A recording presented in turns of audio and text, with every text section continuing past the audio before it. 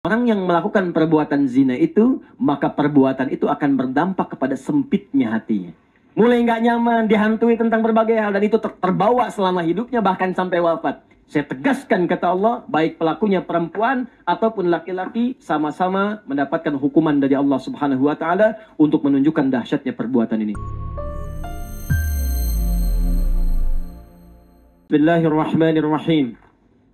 Az-zaniyatu waz-zani fajlidu kulla wahidin minhuma mi'ata jaldah wa la ta'khudhukum bihima ra'fatun fi dinillah in kuntum tu'minuna billahi wal yawmil akhir wal yashhad 'adzabahuma ta'ifatun minal mu'minin.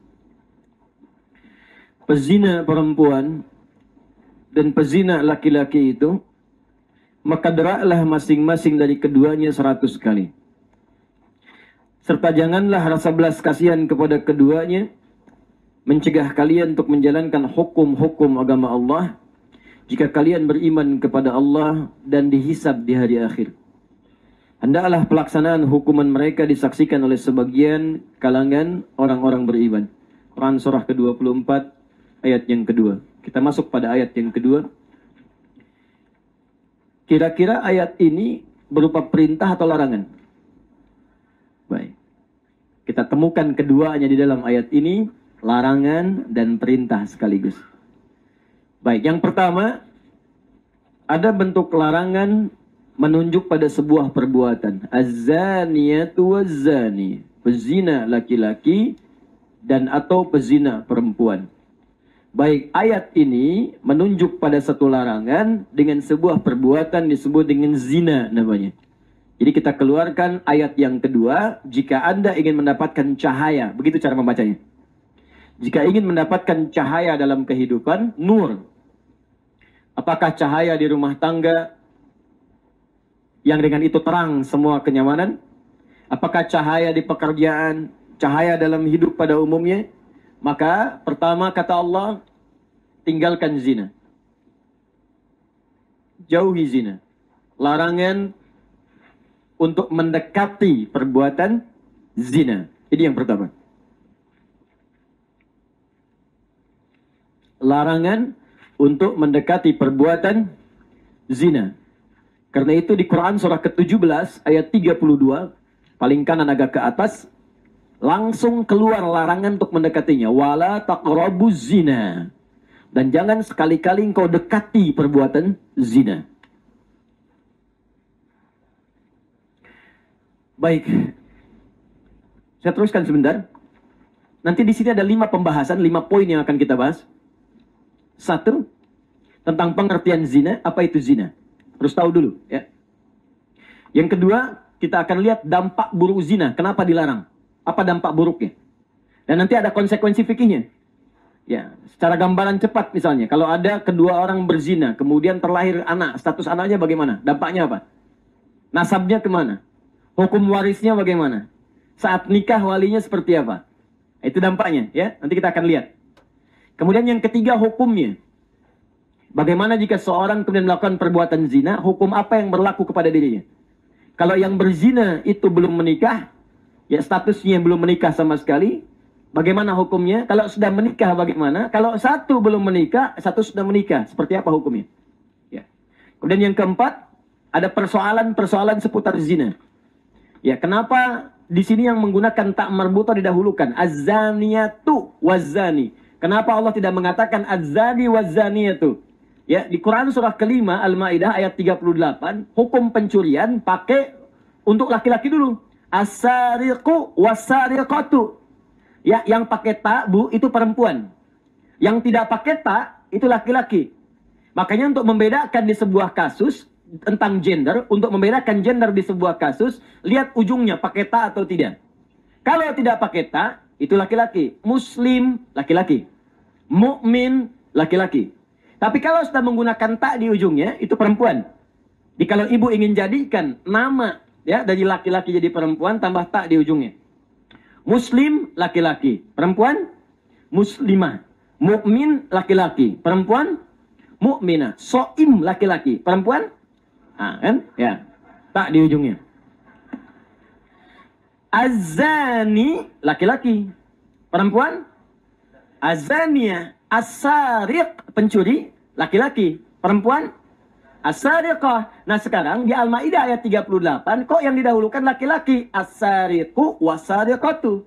Tapi di ayat zina yang didahulukan perempuan. Az-zaniyatu waz-zani. Kenapa di ayat ini dahulukan perempuan dibanding laki-laki? Nanti kita lihat. Ya. Yang terakhir nanti cara taubat dari dosa zina. Kalau ada seorang pernah berbuat zina kemudian ingin bertobat, maka bagaimana cara taubatnya? Bahkan sampai turun satu ayat yang sangat dahsyat dalam Al-Quran, yang dengan ayat itu Allah menjamin akan merahmati dan mengampuni dia, dan boleh jadi masuk surga dengan rahmat Allah Subhanahu wa ta'ala. Taib. Yuk kita mulai. Satu, pengertian zina. Bapak Ibu sekalian, ini pernah saya tegaskan di pertemuan lalu. Zina secara bahasa itu punya beberapa makna. Tapi di antara makna yang paling kuat, yang banyak dipahami masyarakat Arab, bahkan sebelum kedatangan Nabi SAW, mereka memahami secara bahasa makna zina dengan asy'uru bidhiq. Asy'uru bidhiq. Ya, paham? Tidak. Asy'ur bidhiq. Saya tuliskan sebentar. Bukan dhayiq tapi dhiq, ya, dhiq. Nanti saya jelaskan pelan-pelan. Asy'ur, bismillah. Bidhiq. Nah, ini ya.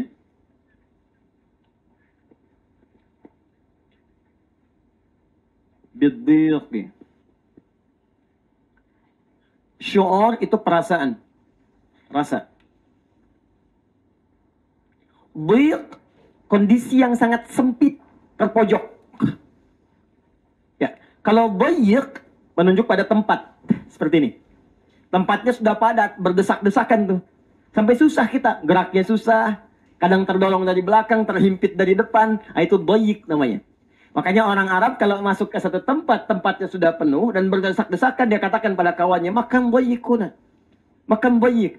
Makanya tempatnya nggak cukup lagi. Udah, jangan ke sini. Sempit banget. Saya aja susah geraknya. Terhimpit dia. Saya mau tanya pada Anda, orang-orang yang ada di satu tempat dan terjebak dalam tempat yang sangat desak-desakan, penuh, kemudian terhimpit luar biasa, saya mau tanyakan, pada saat itu merasa nyaman atau tidak? Enak atau tidak? Tidak kan? Susah kan? Baik. Maka kalau perasaan itu atau suasana itu menghinggapi perasaan kita sehingga merasa sempit, nggak enak makan, nggak enak beraktivitas, merasa terhantui dengan sesuatu, maka berubah kemudian kalimatnya dari kata dhayiqun menjadi dhiqun. Dhiq. Ingat pakai bod, bukan pakai dal. Kalau pakai dal, ayam jantan. Dhiq. Ininya kaf. Ya. Dhiq. Asy'uru bidhiq, perasaan sempit, menghimpit, nggak enak, ya, dan terus dihantui dengan perasaan itu. Kenapa zina secara bahasa disebut asy'uru bidhiq? Seakan-akan ingin memberikan kesan bahwa, maaf, orang yang melakukan perbuatan zina itu, maka perbuatan itu akan berdampak kepada sempitnya hatinya. Nggak akan enak. Mungkin saat mengerjakan perbuatan itu merasa nyaman, pasca itu akan terasa ketidaknyamanannya. Mulai nggak enak, terasa dikejar-kejar sesuatu, terasa dituntut dengan sesuatu, mulai nggak nyaman, dihantui tentang berbagai hal, dan itu terbawa selama hidupnya bahkan sampai wafat. Di dunia dia nggak tenang, di alam kubur mendapat siksaan, di akhirat mendapatkan ancaman. Maka itu yang menjadikan perasaannya menjadi sempit. Kalaupun ada orang karena sudah menjadi profesi, biasa-biasa aja misalnya. Saat di dunia, nanti saat akan wafat terasa bagaimana kegelisahannya.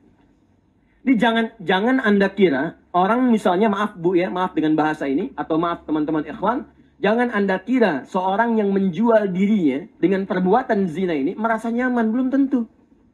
Mungkin diri dia tersiksa itu.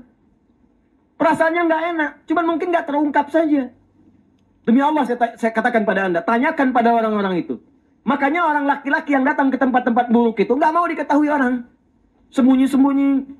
Perbuatan yang dikerjakan dengan sembunyi-sembunyi, kata Nabi, dan merasa nggak tenang, terhimpit hatinya, takut kalau ketahuan orang itu menunjukkan ada dosa di dalamnya. Dosa.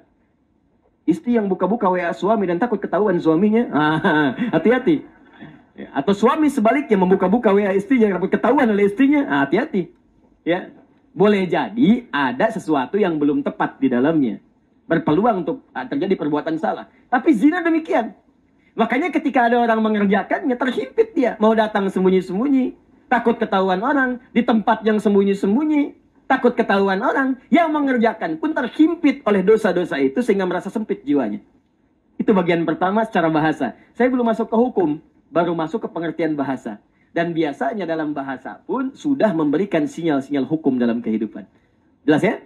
Itu bagian pertama. Jadi kalau mau terfikir dalam perbuatan zina, maka lihat konsekuensinya. Secara bahasa pun orang yang berzina pasti akan sempit hidupnya. Jelas? Lawannya nikah. Nikah itu beda. Kalau nikah dilakukan dengan cara yang benar, tinggal di tempat yang sempit pun jadi luas. Yes. Pasti luas, itu lawannya nikah. Ini sudah hukum, Bu. Pak, kalau kita masuk ke bab nikah, bab munakahat, kalau benar dikerjakan, bahkan dijamin oleh Allah. Allah turunkan satu ayat, ya, jika Anda pun fakir, yughnihimullah, Allah kayakan. In yakunu fuqara, yughnihimullah min fadli. Kalaupun ada yang mau nikah itu fakir awalnya, Allah bikin kaya. Dikasih contoh langsung di sahabat dan menantu Nabi Sallallahu Alaihi Wasallam. Ibu kenal Fatimah putri Nabi?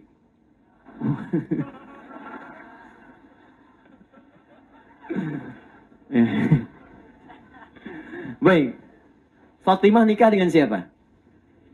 Tidak banyak orang tahu. Sebelumnya telah dilamar oleh sahabat Abu Bakar As-Siddiq, Umar bin Khattab. Dua sahabat mulia melamar Fatimah.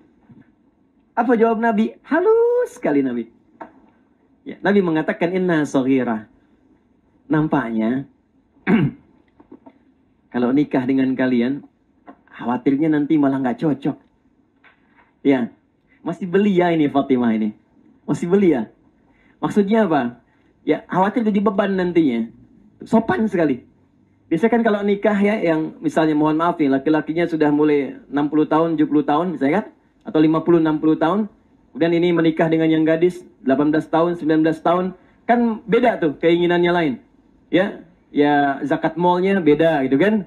Terus tampilannya beda, keinginannya beda, pengen jalan, pengen main, pengen nonton. Cuma Nabi yang bisa kemudian bisa menjaga semua itu. Ya Rasulullah, pengen nonton main gulat, ayo gendong di atasnya. Ya, aku takut kemudian Fatimah menginginkan hal seperti itu, kamu nggak kesampaian Abu Bakar. Nggak kesampaian Umar, ada misi-misi lain yang lebih besar yang aku khawatirkan nanti malah jadi beban demikian. Sopan. Masya Allah. Yang kedua, ini yang menarik. Tiba kemudian, saya ingin teruskan pada bagian kedua, ini yang paling penting. Umar pulang dari tempat Nabi, ketemu Ali. Apa kata Umar? Ya Ali, innaha laka. Aku pikir si firasatku, Fatimah tuh cocoknya sama kamu. Tuh. Makanya kalau antum melamar ditolak, Pak, jangan kecewa, rekomendasikan orang lain. Mungkin dia lebih cocok. Iya. Mungkin lebih cocok. Kata Umar, karena Umar bisa membaca tuh apa yang disampaikan Nabi tadi. Ali innahalaka, nampaknya Fatimah mungkin lebih cocok dengan engkau. Sama-sama belianya, sama-sama mudanya, sama-sama kreativitasnya, sama-sama hobinya. Maksudnya apa? Keadaannya sama. Ya aktivitasnya, ya keadaannya, jalannya. Cuman apa jawab Ali? Allahu Akbar. Tawadhu'nya luar biasa. Maliya min syai'in illa dar'i arhanuha. Umar, aku ini bagaimana bisa melamar Fatimah? Sedangkan aku tak punya apapun kecuali perisai besi, baju besi. Ini pun sedang aku gadaikan karena pertemuan, karena keperluan tertentu. Ali itu. Aku nggak punya apapun Umar. Bagaimana bisa melamar Fatimah? Aku nggak punya apapun kecuali perisai baju besi ini. Ini pun sedang aku gadaikan karena nggak punya apa-apa. Ada keperluan. Kata Umar nggak apa-apa. Pede aja datangin Nabi, sampaikan maksudmu, pasti akan dapat solusinya. Umar. Ini contoh nih ya, para kalangan jomblo yang kurang motivasi untuk bisa datang ke mertua. Jangan takut. Ya. Anda mau datang ke mertua yang sangat kaya, Anda orang biasa, nggak usah takut pakai rumus Ali. Allahumma alif ya Allah qalbi abi wa murasyadi abi kama allafta Rasulullah sallallahu alaihi wasallam li Ali. Ya Allah, lembutkan hati calon bapak mertuaku sebagaimana engkau lembutkan hati Rasulullah ketika Ali datang kepadanya. Langsung direkam.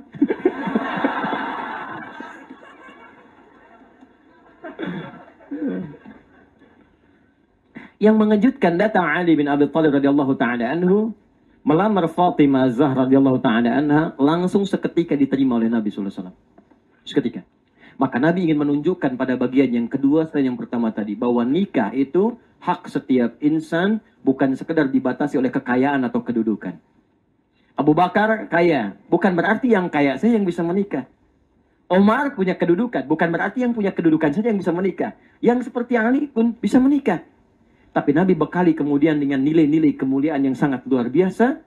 Hidup sangat sederhana, tapi abadi sampai sekarang. Kalau Anda main ke Istanbul, kemudian masuk ke Museum Topkapi, Anda masuk ke dalamnya, Anda akan temukan sampai sekarang, Bapak Ibu sekalian, Bu khususnya, miniatur. Ada yang menyebutkan bahkan aslinya, baju dari Fatimah Az-Zahra yang hidupnya sederhana itu masih abadi sampai sekarang, ada di Museum Topkapi.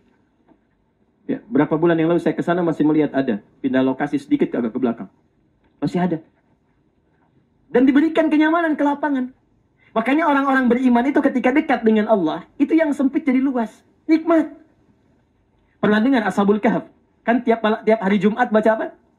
Al-Kahfi kan? Ada yang baca Al-Kahfi kan? Baik. Apa kita nggak lihat Bapak Ibu sekalian? Bagaimana Allah mengatakan, Nahnu naqussu 'alaika naba'ahum bil haqq. Innahum fityatun amanu bi rabbihim wa zidnahum huda. Ayat 13 ya, paling kiri pertengahan. Kami kisahkan kepadamu, ingat pakai kami, ta'zimu sya'ni, menunjukkan sesuatu yang dahsyat. Kami kisahkan kepadamu kisah para pemuda yang karena imannya kepada Allah, saking berimannya, kami berikan jalan kepada mereka untuk mendapatkan kenikmatan. Apa diantaranya? Tinggalnya kan di gua, Pak. Ingat, ada gharun, ada kahfun, itu beda. Nabi ketika dengan Abu Bakar itu di ghar. Idhuma fil ghari, idh yaqul li sahibi la tahzan. Dia tahu bah? Ketika keduanya berada di dalam ghar, gua, kahfun gua, gharun gua. Apa bedanya? Kalau gharun, guanya tidak terlampau luas, cukup 1-2 orang saja. Di saat masuk hanya cukup 1-2 orang. Nggak bisa 5 orang, 6 orang, 7 orang, nggak bisa. Makanya gua Hira disebut gharu Hira, karena cukup untuk 1-2 orang saja. Tapi kalau kahfun, guanya cukup luas, masuk 5, 6, 7 orang. Atau lebih daripada itu, bisa masuk. Kenapa disebut dengan surah Al-Kahfi? Teruskan ayatnya, baca ayatnya dengan baik. Apa yang terjadi? Mereka bisa masuk ke dalam gua, bisa nikmat tidur di sana, dibolak-balikan oleh Allah, matahari memberikan cahaya beredar sesuai dengan kebutuhan guanya, dan hebatnya bisa tidur tanpa diganggu 309 tahun. Saya tanya pada Anda, di gua itu, maaf, tempatnya keras atau empuk? Keras. Sekeras-kerasnya tempat, kok bisa tidur 309 tahun? Berarti nikmat. Seempuk-empuknya spring bed.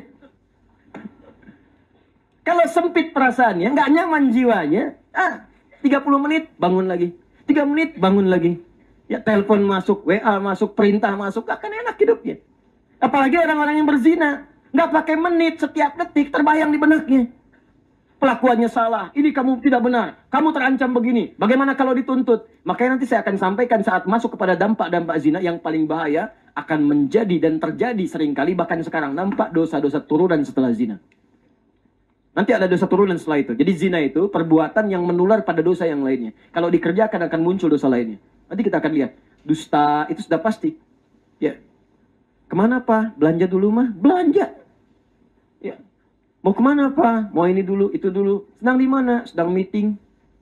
Ada di mana? Ada gini. Kamu di mana? Ada seperti ini. Itu baru dosa tuh. Itu baru lisan. Belum nanti kepada aspek yang lain. Ada pembunuhan, ada macam-macam. Dan ada, saya akan berikan satu kabar yang sangat dahsyat. Ada dosa yang bisa melebihi Fir'aun. Dari perbuatan zina. Dosa yang bisa melebihi Fir'aun. Nanti kita lihat. Ya, 2 secara istilah. Ini yang dimaksudkan dalam Islam. Jadi kalau disebutkan zina, maksudnya yang ini. Zina secara istilah. Terminologi. Wa ma'na zina fi syariatil islamiyah. Adapun pengertian zina dalam syariat Islam.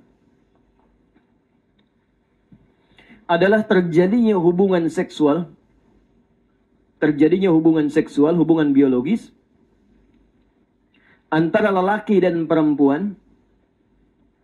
antara lelaki dan perempuan yang terjadi di luar pernikahan resmi secara syar'i.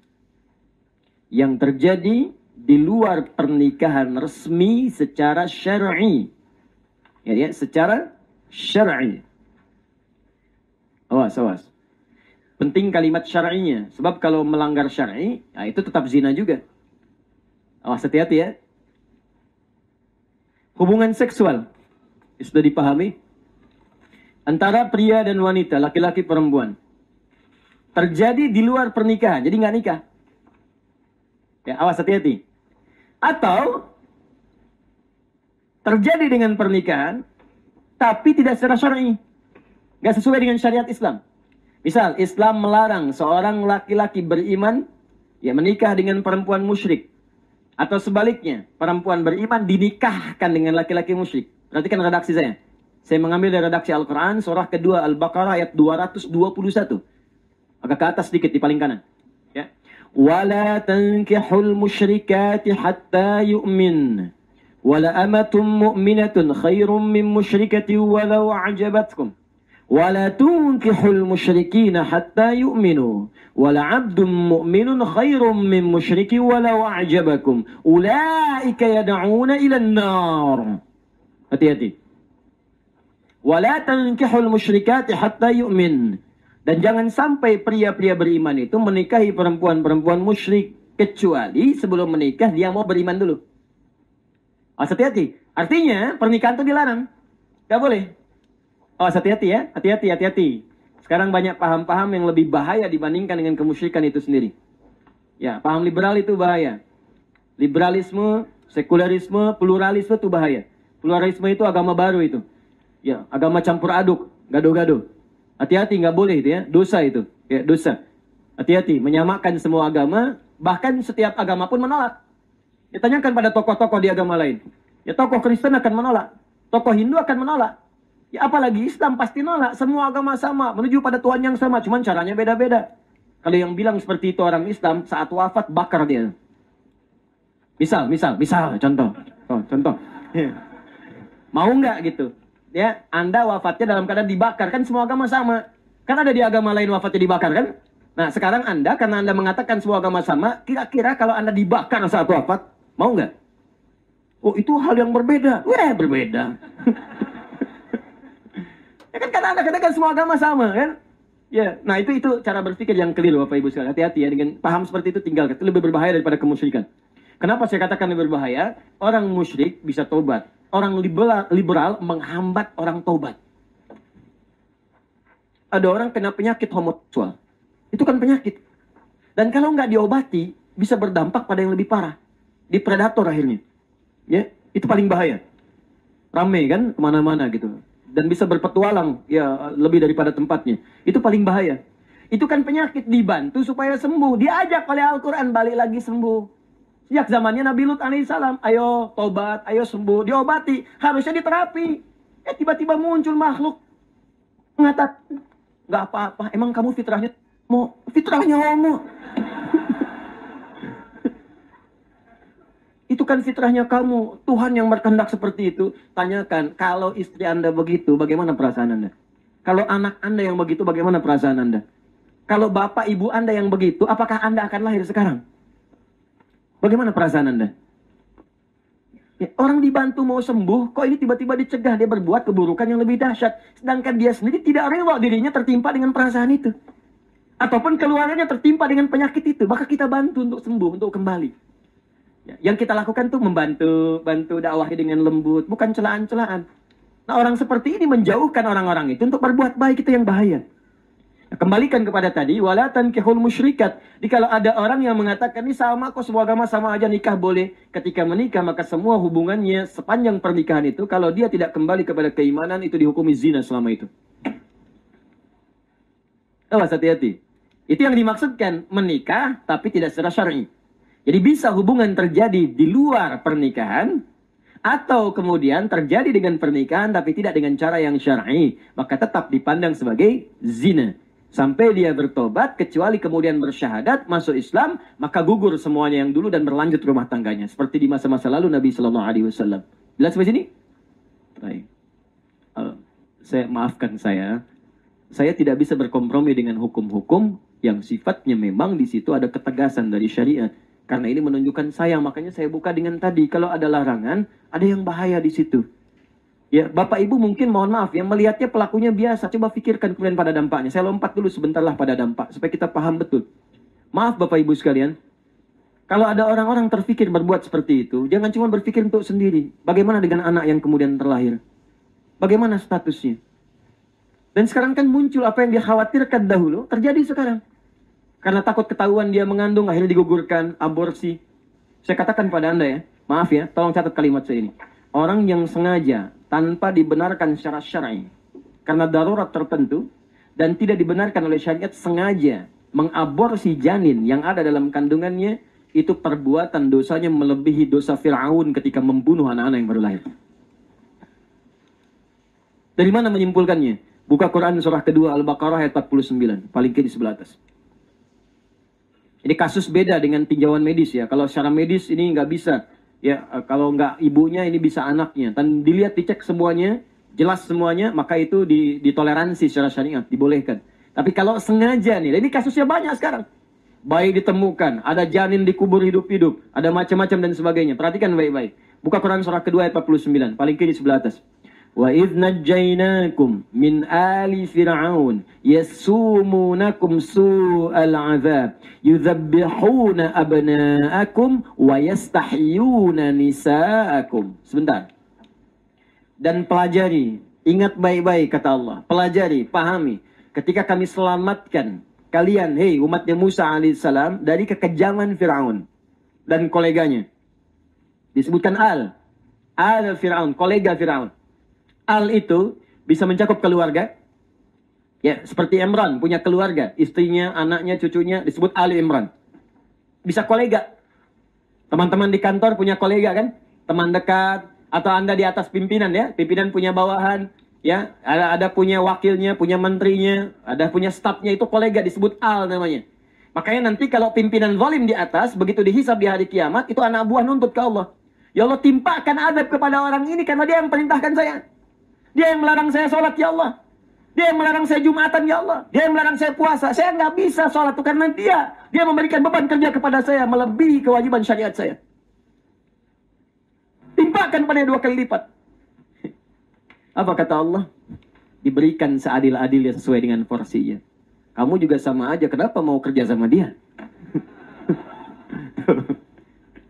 Makanya jangan korbankan surga kita, akhirat kita, kemuliaan kita hanya untuk urusan dunia yang sudah diatur. Masa mau kerja di tempat yang nggak bisa Jumatan, sementara pekerjaan lain bisa dikerjakan. Ya, lihat baik-baik. Wafat juga Pak. Wafat juga. Ya, pilih mana? 5 juta halal, 500 juta haram. Pilih mana? Nggak ada pilihan ketiga. Udah ibu nggak usah bicara. Bapak. Halal, cari yang halal. Walaupun cuma 5 juta, 500 ribu, nggak apa-apa. Yang halal itu berkahnya datang. Sempurna kemuliaannya. Nah kata Allah, ala Fir'aun. Ada siapa di Fir'aun itu? Bukan cuma Fir'aunnya. Ada Haman, intelektualnya. Ya, jadi intelektual yang ngasih masukan-masukan negatif. Makanya saya berikan hati-hati nih, warning nih. Bagi intelektual-intelektual sekarang yang memberikan masukan negatif. Ya, pada pimpinannya, pada bosnya, pada konsultan-konsultannya tuh. Hati-hati. Itu sama dengan Haman. Sudah ada Haman 2000 tahun yang lalu. Ya bahkan 3.500 tahun yang lalu. Kita ke Nabi Muhammad 1.500 tahun. Nabi Muhammad ke Nabi Musa sekitar 2.000 tahun. 3.500 tahun yang lalu. Sudah ada intelektual kebelingan. Sudah ada. Qarun, Al-Fir'aun. Qarun itu sezaman dengan Fir'aun. Itu Qarun itu pengusaha gelap yang mendanai Fir'aun. Apa nggak baca suratnya? Buka Quran surah ke-28. Ya, ayat 76 sampai 77 itu. Inna Qaruna kana min qaumi Musa fabagha alaihim. Qarun itu termasuk koleganya Musa, pengusaha gelap yang mendanai kesuksesan Fir'aun. Fir'aun menjamin bisnisnya lancar. Dua-duanya ditenggelamkan. Satu pakai air lautan, yang kedua likuifasi pakai tanah. Fakhosatna bi. Itu. Jadi kalau ada yang main-main dengan itu, pengusaha gelap, penyokong yang atas atau sebaliknya, maka tunggu saja. Allah sudah tunjukkan kepadanya. Nih, saya tetapkan pada Fir'aun, jangan diikuti. Saya tetapkan pada Qarun, jangan jadikan teladan. Paham sampai sini? Tapi yang paling dahsyat, disampaikan kepada Qarun akan ada seorang yang akan meluruskan. akan ada seseorang yang kemungkinan akan bisa menggoyang tahtam. Maka tiba-tiba Fir'aun memberikan dekret. Siapa itu? Kata rahib-rahibnya, seorang anak yang akan terlahir dari seorang ibu yang mulia. Maka berikan dekretnya oleh Fir'aun, keluarkan oleh dia. 2 algojo dampingi setiap ibu yang akan melahirkan di seantero negeri. 2 algojo. 1 untuk mengamati lahirnya laki-laki atau perempuan. Kalau lahir perempuan, lihat perempuan bebas hidup. Kalau laki-laki, maka algojo kedua sudah menyiapkan golok atau pisau tertajam yang sudah dia asah. Nah, yuzabbihun, bahasanya zabbaha. Jadi ada nahara, ada zabaha, itu beda. Ya, ada zabaha, ada nahara. Inna a'tainakal fasalli li rabbika wanhar. Kalau nahara itu untuk nyembelih unta. Kalau nyembelih unta, hewannya tidak dijatuhkan. Ya, tapi langsung dalam keadaan berdiri. Jadi untanya berdiri. Nanti kalau teman-teman umrah atau haji, nanti main ya.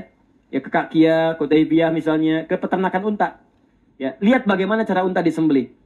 Ya, unta itu nanti ada dengan pisau yang pendek begini, didatangi, terus lehernya dibeginikan, nanti langsung disembelih begini. Ada dengan golok yang panjang. Biasanya untanya datang. Kalau sudah canggih tuh datang, set, datang lagi, set, datang lagi, set ya. Ya untanya datang aja, datang. Dia tinggal begini aja tuh. Ada. Ya, mungkin ada juga di video atau bagaimana ya. Saya pernah melihat dulu waktu saya haji itu. Ya, ada yang seperti itu. Itu untuk unta. Ya. Tapi kalau dijatuhkan, jatuhkan dulu, kemudian disembeli dengan sekali tarikan. Maka itu menggunakan zabaha. Zabaha. Kata Nabi, idza dzabahtum fa ahsinu dzibha. Kalau engkau akan sembelih hewan kurban, maka baguskan sembelihannya. Bagaimana cara membaguskannya? Sekali tarikan. Tarik sekali. Ya, dan jatuhkannya pun jangan menzalimi, jangan disakiti, makanya cari cara-cara yang lembut. Ya, tarik, jatuh, blek gitu ya. Ada di beberapa tempat bahkan dikasih bacaan zikir dekat dengan hewan. Makanya hewan tuh sebelum disembelih perlakukan dengan baik. Ya, ada di sebagian tempat tuh yang Masya Allah dimandikan baik, kadang-kadang dibisikan, ya kadang-kadang bacaan-bacaan Quran. Jadi cuma ditidurkan sedikit, ditutup, siap dia begini. Memang fitrahnya demikian. Hewan tuh senang ketika disembelih itu senang, memang tugasnya itu. Jadi sempurna dia kerjakan.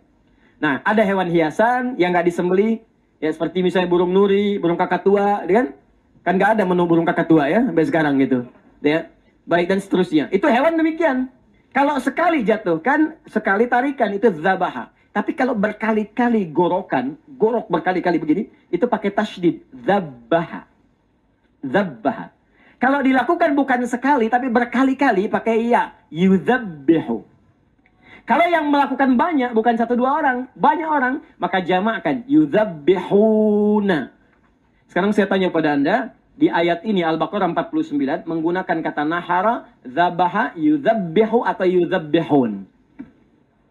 Yang terakhir, yuzabbihuna. Artinya, perbuatan pembunuhan itu dilakukan berkali-kali dan bukan hanya oleh 1 orang, oleh kolega Fir'aun. Seantero negeri diutus, kemudian para algojoknya, intelijennya datang melihat lahir laki-laki, langsung jatuhkan di tempat ibu yang baru melahirkannya. Bayi masih merah, jatuhkan ke tanah, zabbah, gorok langsung di hadapan ibu yang baru melahirkannya. Ingat, ini perbuatan dicela oleh Allah dengan kalimat su'al azab, seburuk-buruknya hukuman, seburuk-buruknya perbuatan zalim.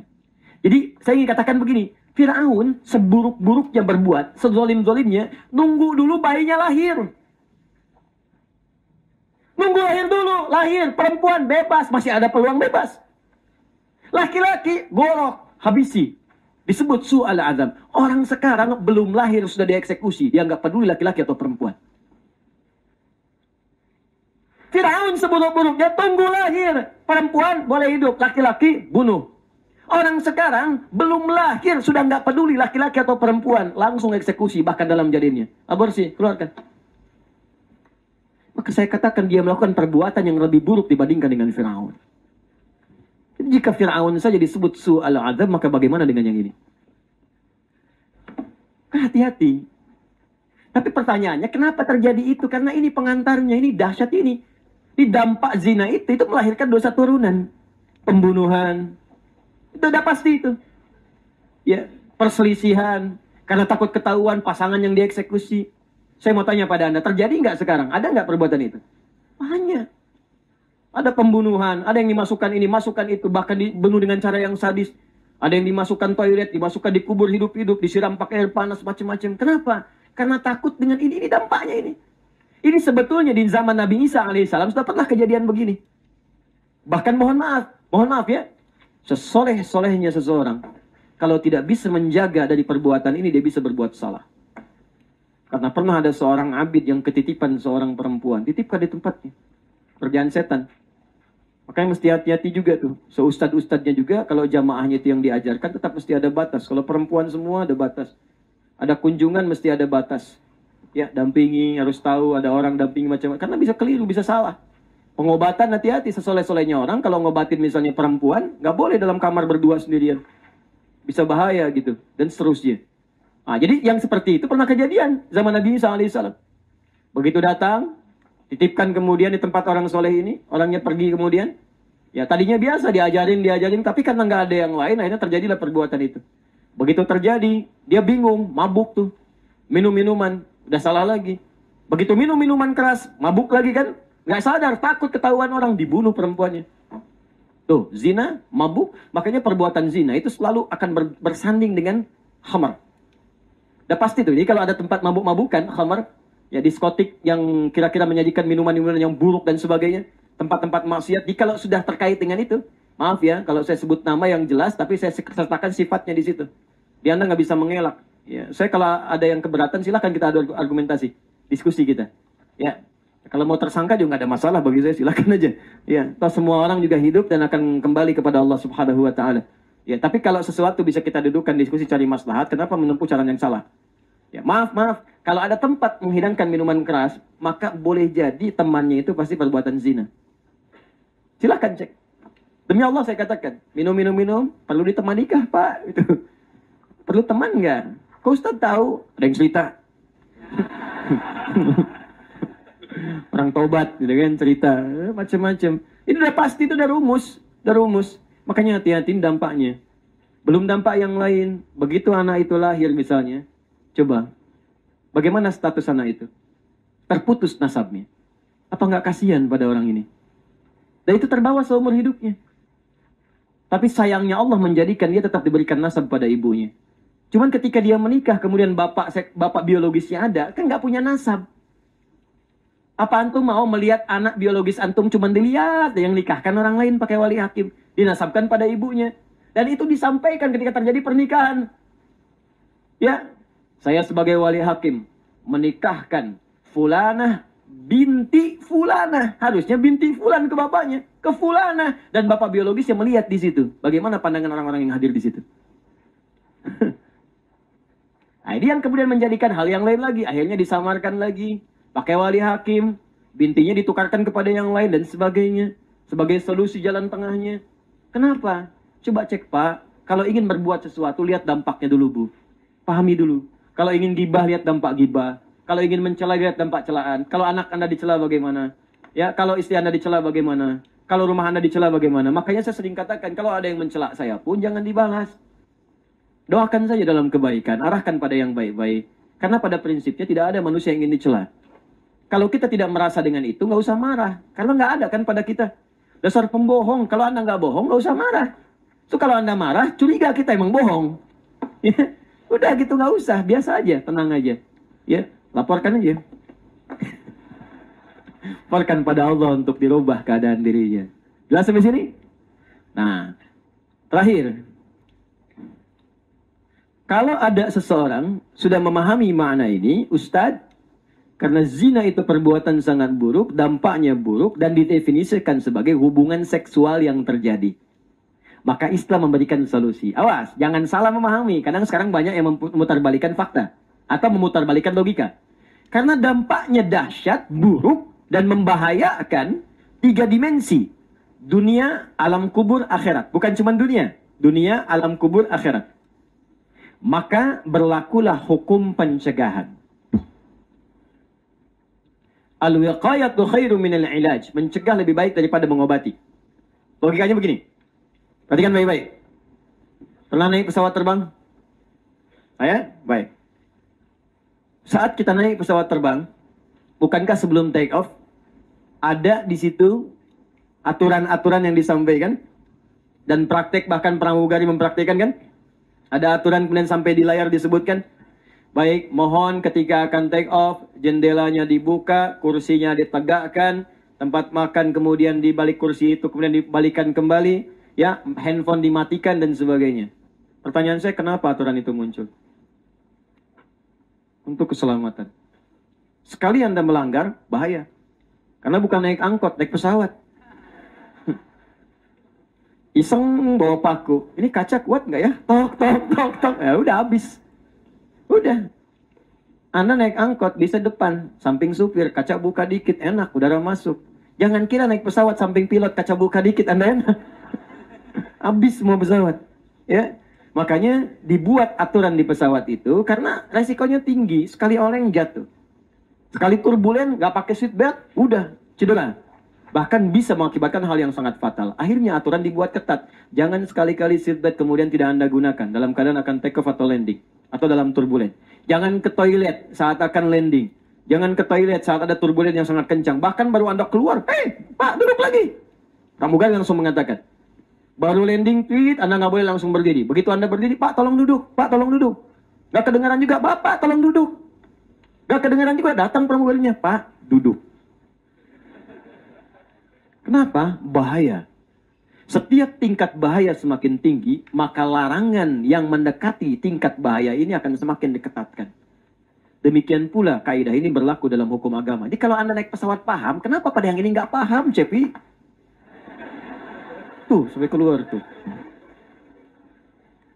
Tiap hari naik pesawat, paham, seatbelt dipakai. Kenapa seatbelt dari perbuatan zina tidak digunakan? Itu. Kenapa nggak ditutup tuh? Kenapa? Kadang bingung manusia ini. Ya, ini kan logika yang sama gitu, logika yang sama. Makanya hukum itu semakin resikonya tinggi, hukumnya semakin ketat. Narkotika, golongan tertentu hukuman mati. Kenapa hukumannya mati? Untuk bisa menyadarkan kalau Anda bawa ini mati. Kenapa? Supaya nggak terjadi. Pembunuhan berencana sekian hukuman mati. Kenapa? Supaya nggak terjadi. Zina juga begitu, jangan dekati. Ya, jangan lakukan. Sebelum sampai pada perbuatan itu muncul aturan-aturan. Disertakanlah pada perbuatan itu. Maka muncul zina mata. Zina telinga. Zina lisan. Maksudnya apa? Bukan lisannya berzina, bukan matanya berzina. Tapi perbuatan itu bisa mengantarkan muqaddimah kepada zina. Maka setiap ada hal-hal yang diprediksi atau diduga akan mengantarkan kepada zina, muncullah larangan-larangan itu sebagai pendahuluan agar perbuatan itu tidak terjadi. Maka diturunkanlah ayat-ayat yang meminta kita untuk menjauhi hal-hal tadi termasuk muqaddimahnya. Apa diantaranya? Masuklah kepada bacaan ayatnya. Baru mulai ini. Ngaji dengan saya sabar itu ya, sabar. Masih ada waktu? Ya. Silakan, silakan. Sampai jam 12 silakan. Saya 15 menit lagi udahan. Az-zaniyatu waz-zani. Nah, kita masuk pada tanda-tandanya nih. Pezina perempuan itu dan atau pezina laki-laki. Demikian terjemahannya. Yuk kita baca dengan tafsirnya dulu. Az-zaniyatu. Kenapa perempuan didahulukan dibanding dengan az-zani laki-laki? Sebelum ke sana, saya ingin ajarkan dulu ilmu nahwu sebentar. Supaya komplit pelajaran kita. Ya. Saya ingin paham ya. Saya ingin kita paham, tidak sekedar kita menghafal. Bismillah. Bapak Ibu sekalian, dalam bahasa Arab, khususnya di ilmu nahwu, ada kalimat-kalimat tertentu yang berlaku untuk laki-laki saja. Hukum gender berlaku. Atau untuk perempuan. Atau ada kalimat atau tanda yang kalau tanda itu ada, berlaku langsung untuk laki-laki dan perempuan. Contoh untuk kalimat, berlaku untuk laki-laki dan perempuan. Misal, hadirin, al-hadirin. Pernah dengar kata hadirin? Dari bahasa Arab. Hadara, hadir, datang, ada. Ya, banyak orang yang disebut hadir, jamaknya hadirin. Kalau sudah hadirin, ini mencakup laki-laki dan perempuan. Ini sudah tidak perlu hadirat lagi. Nah, hadirat. Nah, itu nggak ada. Cuma di Indonesia yang ada. Di Arab nggak ada. Ya, hadirat sudah tidak perlu lagi karena hadirin itu sudah mencakup laki-laki dan contoh di Quran, kafirin. Ya, kuliah ayuhal kafirun. Nggak ada kafirat. Ya. Karena kalau sudah kafirun, sudah mencakup juga bagi laki-laki dan perempuan. Tapi muslimin, ada muslimatnya. Mukminin, ada mukminatnya. Soimin, ada soimatnya. Jelas ya? Kenapa? Karena ketika orang beriman, nanti ada turunan persoalan yang menjadi gender di situ. Hukum perempuan kadang beda dengan laki-laki. Bagaimana kalau perempuan sedang haid? Ya kan? Maka disebutkan muslimah yang sedang haid, nah, tak pakai tak di ujungnya untuk menentukan itu perempuan. Yang kedua, contoh, ada tanda tertentu, huruf, yang dengan huruf itu mencakup laki-laki dan perempuan. Contoh, man. Contoh, ma. Contoh, al. 3 saja. Ja'a man akramani. Telah datang orang yang memuliakanku. Man akramani. Untuk laki-laki. Ja'a man akramatni. Telah datang seorang perempuan yang memuliakan saya. Jadi man bisa untuk laki-laki, bisa untuk perempuan. Jelas? Ya. Ada dhahabtu ila ma fil masjid. Saya mau pergi kepada apa yang sedang ada di masjid. Bisa laki-laki, bisa perempuan. Sama persis ketika ada alif lam al, maka huruf yang kemasukan alif lam sesungguhnya sudah mencakup pada laki-laki dan perempuan. Makanya ketika ada alladzina masuk kepada amanu, amanu itu kan mudzakkar, laki-laki. Tapi ketika didahului alladzina masuk dengan amanu, maka maknanya umum, laki-laki dan perempuan. Ya ayyuhalladzina amanu kutiba alaikumusiyam. Hei semua orang beriman, mau laki-laki mau perempuan, tunaikan puasa. Ya, qad aflahal mu'minun, ada alnya.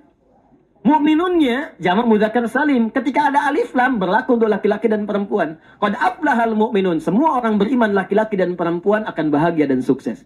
Itu cara bacanya di ilmu nahwu. Nah, sekarang persoalannya, zani itu pezina laki-laki, zani. Zani.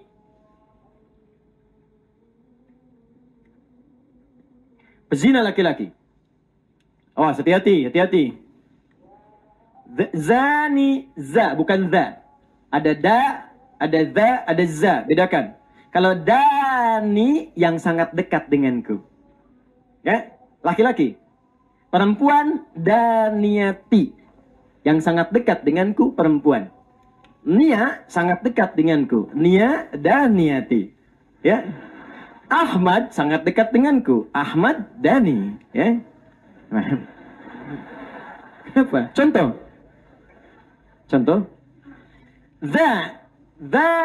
Ni bisa berjadi hadza ni aku, ini aku. Jelas ya? Bisa berjadi menyakiti. Ni penyakit yang menimpaku. Jelas? Tapi kalau zani zina, orang berzina, laki-laki. Kalau dimasuki alif lam, azani begini, sebetulnya kalimat ini karena masuk al di dalamnya sudah mencakup laki-laki atau perempuan.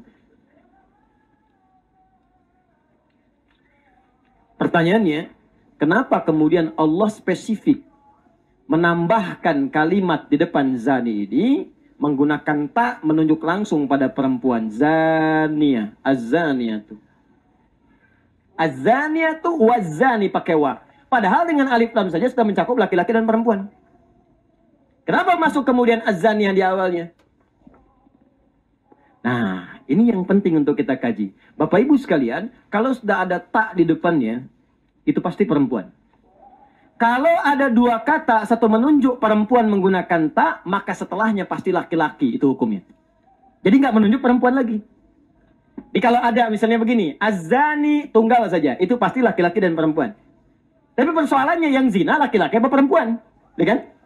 Tapi kalau di depannya ditambah kalimat azaniyatu pakai ta, wazani ada zaninya, dua-duanya ada zaniya dan zani, maka hukumnya berubah dalam bahasa. Yang pertama menunjuk pada perempuan, yang kedua laki-laki. Jadi yang kedua maknanya tidak ganda lagi. Single untuk laki-laki saja, yang kedua untuk yang pertama tadi zaniya untuk perempuan, yang keduanya laki-laki saja. Jelas sampai sini? Sekarang pertanyaannya, Ustadz, kenapa kalimat zaniyah mesti muncul di sini? Tidak cukup dengan zani saja. Di sini kita jawab. Apa jawabannya? Kita jawab dari para ulama. Saya bisa sampaikan dari apa yang saya bisa sampaikan, tapi saya ingin kita terbiasa juga mengambil pendapat para ulama. Saya sudah mengumpulkan beberapa pendapat tafsir, saya print out juga. Nanti ini boleh saya bagikan kepada teman-teman. Ini masih asli, masih bahasa Arab tuh. Ya. Ada 1, 2, 3, 4, 5 lembar ya. Silahkan, cukup untuk sebulan. Dan saya langsung ngambil asli langsung pakai bahasa Arab dan tidak ada harokatnya. Jadi sempurna insya Allah. Sempurna. Ya. Fakadzalika al fi zani tadullu 'ala al-muannats wa 'ala al-mudzakkar. Jadi huruf al dalam kalimat az-zani menunjukkan mencakup muannats dan mudzakkar, baik laki-laki atau perempuan. Lakinnal haqq subhanahu wa ta'ala dzakarahuma sarahatan liyuzila ma qad yahdutsu anhu al-ba'd min khilaf. Tapi Allah menghadirkan dua ini sekaligus supaya tidak ada kebimbangan-kebingungan dari semua orang yang membaca. Ini yang dihukum ini laki-laki atau perempuan. Jika Allah hanya mengatakan begini, misalnya az-zani fajlidu, yang zina itu maka deralah dia. Maka orang akan berkata ini yang zinanya laki-laki atau perempuan? Hah? Masih bingung orang. Makanya ketika dipecahkan az-zaniyatu waz-zani, hukumnya sama, serupa, baik laki-laki atau perempuan. Kalau kalimatnya satu, az-zani, ini siapa yang dihukum ini? Karena nanti zina terjadi dua bagian. Ya, ada yang sifatnya suka sama suka, ada yang sifatnya terpaksa. Terpaksa tuh maaf sekali, seperti orang yang dilecehkan. Saya mau nyari bahasa nggak enak itu diungkapkannya. Ya, tahu kan ya? Perempuan misalnya dilecehkan, kemudian diambil kehormatannya, seperti itu. Ya, saya punya kalimat tapi tidak harus diungkapkan tuh. Ya, perempuan dilecehkan, diambil kehormatannya, kan dia menolak itu. Cuman kan keadaan dia terpaksa karena dia tidak kuat, tidak punya kekuatan, akhirnya dilecehkanlah dia. Diambil kehormatannya, direnggut, sedangkan dia tidak riba. Apakah itu dihukumi zina atau tidak? Ya kan? Maka dari itu dipisahkanlah keadaan ini. Jadi kalau diungkapkan kalimat az-zani cuma satu saja, maka terjadi kebimbangan di sini. Siapa yang dimaksudkan zina di sini? Maka dari itu Allah ingin samakan, tidak ada bedanya, baik laki-laki atau perempuan. Maka dalam kaidah ilmu nahwu, kalau satu kalimat yang maknanya dua dipisah menjadi dua bagian dan dipersonalkan, itu tandanya memberikan ketegasan. Saya tegaskan, kata Allah, baik pelakunya perempuan ataupun laki-laki sama-sama mendapatkan hukuman dari Allah Subhanahu wa taala untuk menunjukkan dahsyatnya perbuatan ini. Jelas di sini? 2. Fokus. Wal muta'ammil fi ayatil hudud yajidu mathalan fi haddis saraqah qawluhu ta'ala was-sariqu was-sariqatu fil Maidah ayat 38 fabada bil mudzakkar. Amma fi haddis zina faqala az-zaniyatu waz-zani fi an-nur ayat ats-tsaniyah fabada bil muannats. Limadha al-ikhtilaf fi at-ta'bir al-Qur'ani? Paham? Tidak. Sedangkan orang-orang yang sering mengkaji Al-Quran dan membaca ayat-ayat tentang hukuman, hudud, hukuman.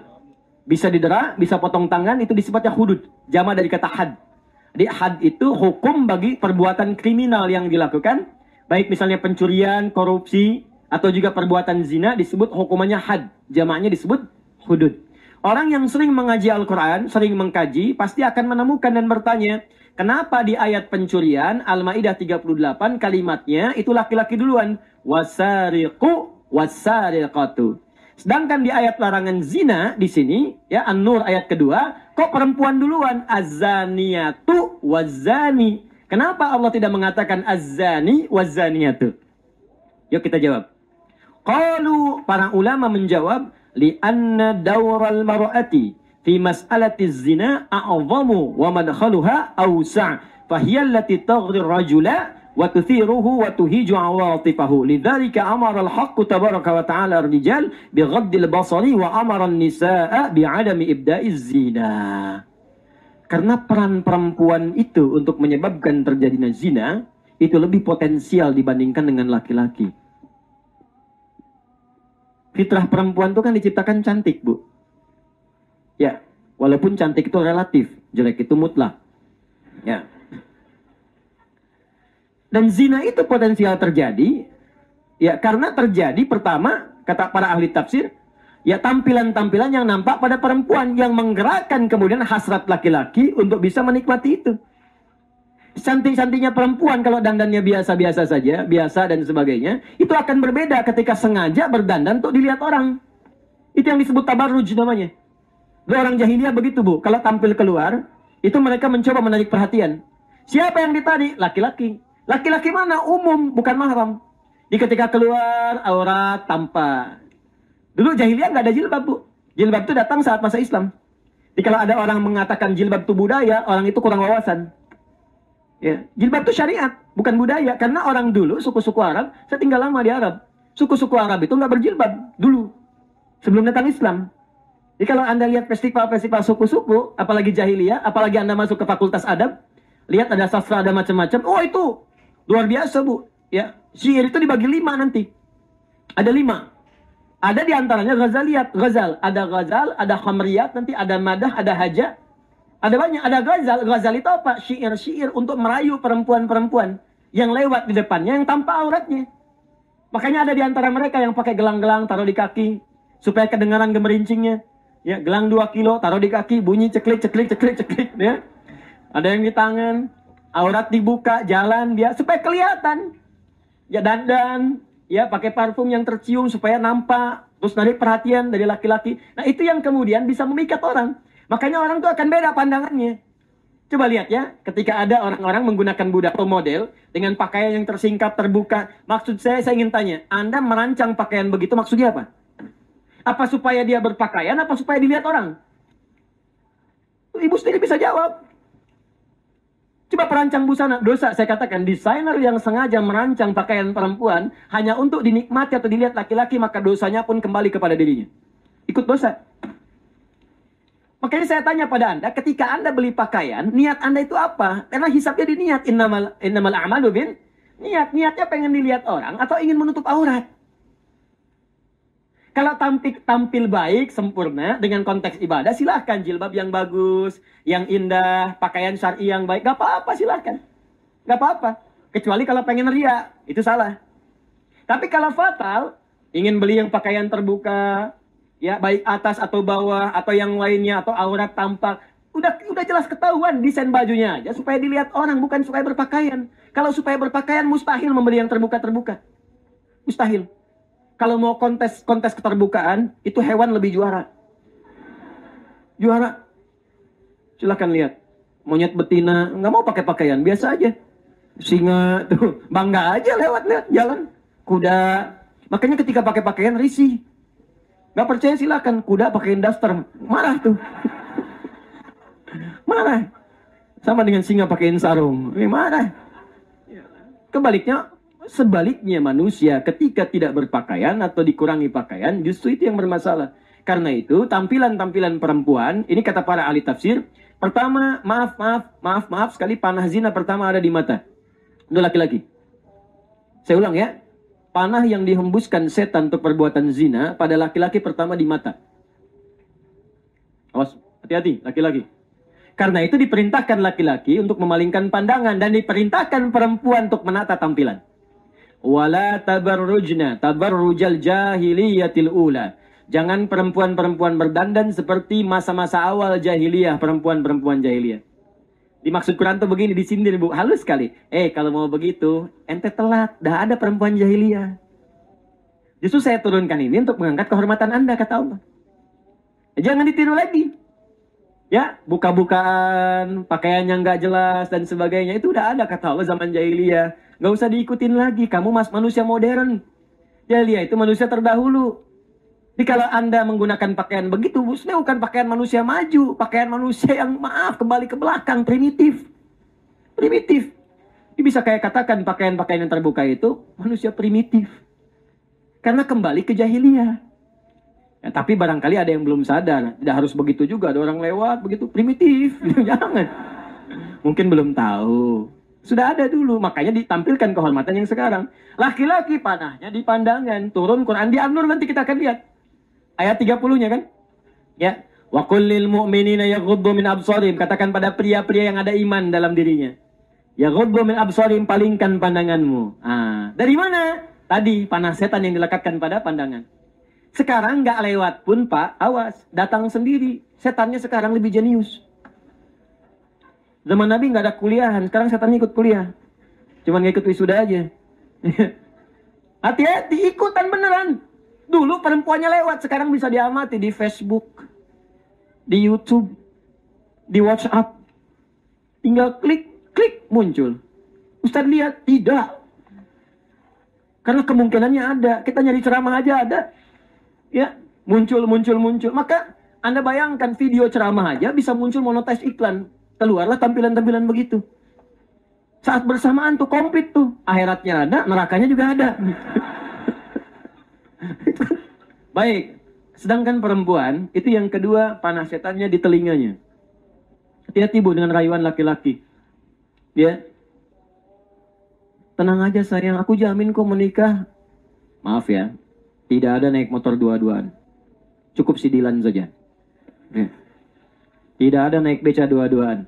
Maaf, kalau engkau betul mencintaiku, jangan berikan motornya. Ya, tuliskan namaku di buku pernikahan kita. Aku tak butuh motornya, aku butuh BPKB-nya. Kamu saya nggak butuh motor, pengen BPKB. Maksudku bukan itu sayang, maksudku buku pernikahan kita berdua. Catat, itu direkam. Itu caranya. Dari mata jatuh ke turun ke buku, tuliskan di situ. Jadilah kartu. Sekarang kan ada kartu pernikahan. Catat. Tuh.